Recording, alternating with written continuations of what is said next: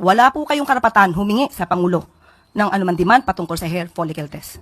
Ano po ba ang basihan para sa paghingi at i-demand sa Pangulo ang isang hair follicle test?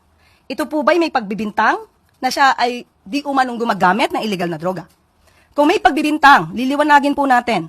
Kung may pagbibintang sa Pangulo, yung nagbibintang ang dapat na magpatunay kung may ginagamit man o wala. Hindi po pwedeng gumawa ng kwento, walang basihan, isang guni-guni para masira ang Pangulo, at walang basihan. Kahit saan po na kaso, kung sino yung nagbibintang, siya ang magbigay ng pruweba.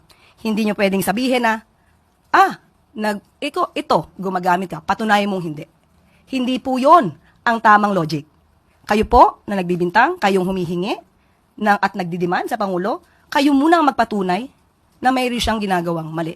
Kapag wala po kayo napatunayan, wala po kayong karapatan humingi sa Pangulo ng anuman demand patungkol sa hair follicle test.